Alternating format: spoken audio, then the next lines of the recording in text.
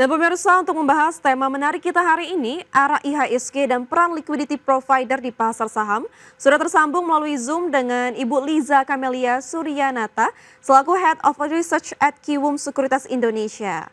Ya, Bu Liza, selamat pagi. Terima kasih sudah bergabung bersama kami di Prime Market Highlights. Sehat ya, Bu ya? Ya, sehat-sehat, thank you.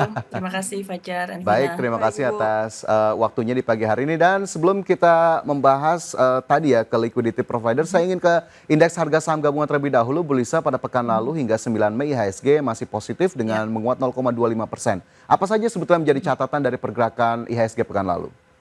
Oke. Mungkin kalau kita telisik dari sentimen market regionalnya juga diikuti oleh peningkatan Wall Street ya yang sempat mengalami rally berapa hari berturut-turut itu sama juga dengan kita. Terus kemudian kalau dari dalam negeri sendiri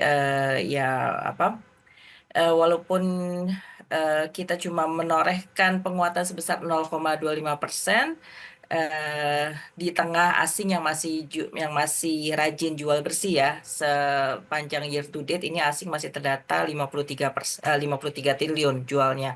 Tapi ada penguatan nilai tukar rupiah yang cukup terjaga di sekitar level 16.300-an, di bawah 16.400 sampai sekitar 16.500-an ya.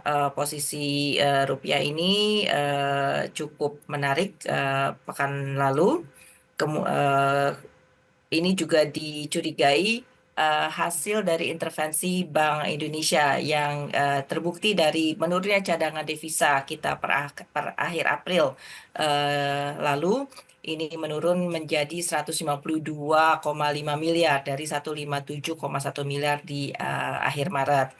Nah, kemudian juga ada rilis data pertumbuhan ekonomi kuartal 1 2025 kita ternyata melambat ke level 4,87% year on year. Ini memang tidak mampu penuhi estimasi ke 5% ya, karena dan ini juga merupakan level terendah sejak kuartal ketiga 2021 karena katalis utamanya itu konsumsi rumah tangga ini melemah ke bawah 5%. Walaupun ekspor tumbuh, tapi impornya ekspor tumbuh Oke. lebih tinggi daripada impor ya. Dan ekspor yang tumbuh lebih tinggi ini dicurigai karena pelaku bisnis ini berlomba-lomba untuk mengirim barang ke luar negeri ke tujuan ekspornya sebelum tarif resmi berlaku. Nah, jadi ya kombinasi dari semuanya itu akhirnya membuat IHSG menjadi relatively flat, cuma naik 0,25% Oke. saja. Dan juga kalau jika kita bicara sektornya ya, sektornya yang mendorong adalah sektor Ya. energi, konsumer primer, terus kemudian juga beberapa saham transportasi. Penguatannya agak tertahan karena tekanan dari sektor perbankan seperti Bank Mandiri, BRI, Telkom, dan juga teknologi berkapitalisasi besar seperti DCII. Katalis positif, saya ulang dari market regional, meredanya Ya. kekhawatiran The Fed. Tapi ya memang masih ada arus keluar asing. Oke, jadi memang masih catatannya di sepanjang pekan lalu adalah hal-hal demikian begitu ataupun katalis-katalis tadi. Ya Ibu, tapi untuk sepanjang 2025 kan tadi Ibu sebutkan net sell asing itu mencatat hampir 54 triliun ya. Dan apakah Ya. tren net sell ini atau capital outflow masih akan berlanjut? Namun Ibu, kita akan membahasnya lebih lanjut usai jeda berikut ini ya Ibu. Ya, Tetaplah tetaplah bersama kami. kami pemirsa Prime Market Highlight segera kembali. Masih bersama kami pemirsa dan kita masih terhubung dengan Ibu Liza. Dan Ibu, tadi apakah tren net sell masih akan berlanjut dan usai libur panjang ya, bagaimana potensi IHSG di perdagangan Rabu dan pekan ini? Apakah masih berpotensi melanjutkan penguatannya? Ya, halo. Ya. Oke. Nah, potensi net sell ini kita bicara mengenai perkembangan terakhir di market ya. Kemarin waktu kita libur itu ternyata ada perkembangan menggembirakan dari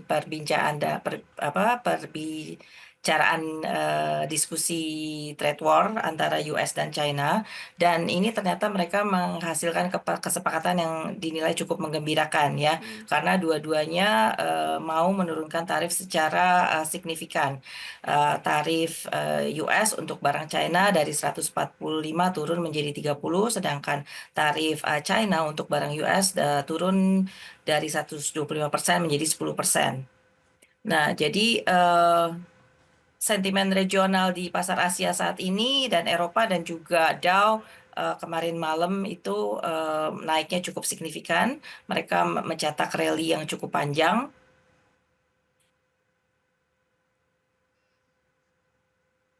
Ya, baik dan seperti diharapkan ya, silakan Bu. Ya, dan diharapkan ini akan menular ke ke IHSG ya. Jadi beruntung bahwa kita melalui long weekend kali ini tidak harus adjusting dengan kondisi market yang yang amburadul begitu istilahnya. Tapi ternyata last weekend ini adalah suatu kesepakatan yang bisa mendorong bullish di pekan ini ya. Nah, tapi masalahnya adalah mungkin kita harus berebut pasar nih dengan market China gitu ya. Oke. Karena menurut Morgan Stanley, hedge funds terutama yang berbasis di US ini sekarang ramai-ramai sedang mengarahkan posisi pembeliannya meningkatkan posisi bullish pada saham-saham China. Nah, mungkin juga jadi pola belanja asing ini belum masuk ke market kita begitu.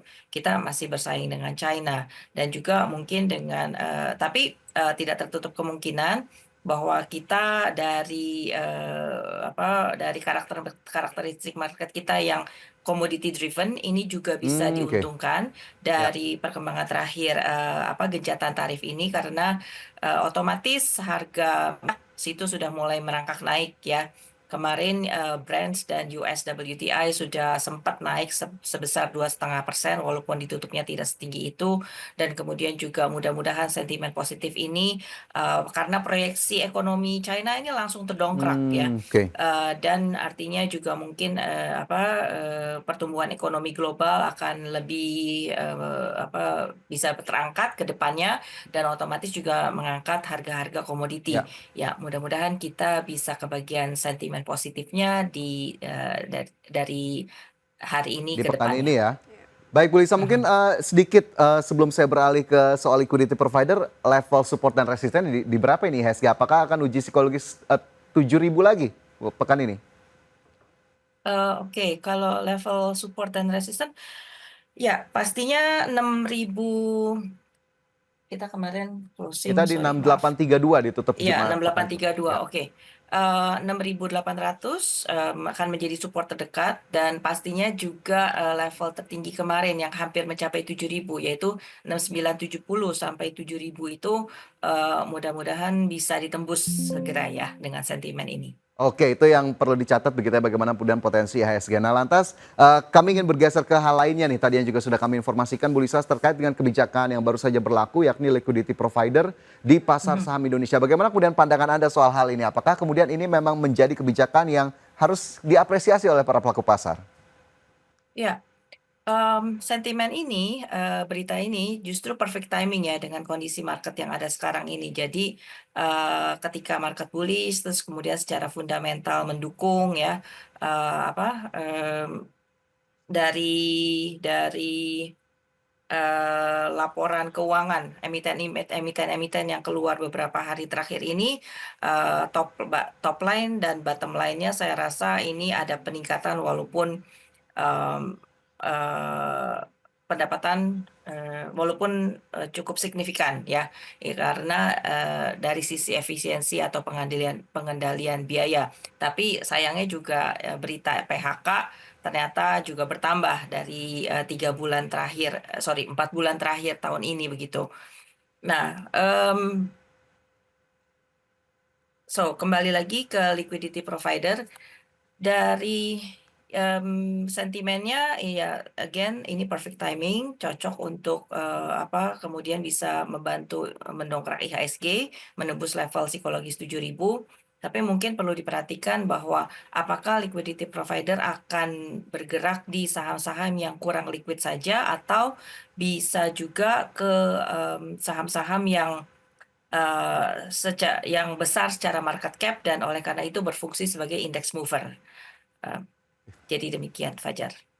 Baik, Bu, terkait kebijakan liquidity provider ya, diperkirakan kan bisa Mhm. meningkatkan kinerja pasar saham domestik. Dari kacamata Anda, aspek mana sih yang paling akan mendapatkan manfaat dengan adanya liquidity provider tersebut?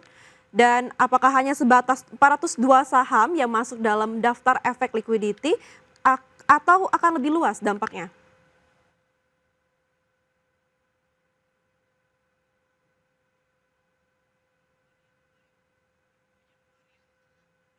Oke, baik. Jadi tadi sudah kita sama-sama catat begitu ya bagaimana Ya. kemudian potensi ataupun sentimen utama dari indeks harga saham gabungan pada pekan ini dan juga tadi sudah sempat disinggung begitu ya oleh Bu Lisa bagaimana kemudian liquidity provider bisa menjadi booster bagi pasar Pasar saham saham. Indonesia. Kita harapkan memang ini menjadi kebijakan yang efektif diberlakukan dan tentunya mendapatkan banyak manfaat ya Vin ya. Ya, benar sekali Fajar. Dan karena memang ini juga menjadi salah satu hal yang bisa kita tangkap bagaimana kemudian investor retail maupun institusi harus bisa menyikapi kehadiran dari peran liquidity provider di pasar saham Indonesia. Semoga kita harapkan pasar saham Indonesia semakin maju terutama indeks harga saham gabungannya bisa terus mengalami penguatan dari waktu ke waktu.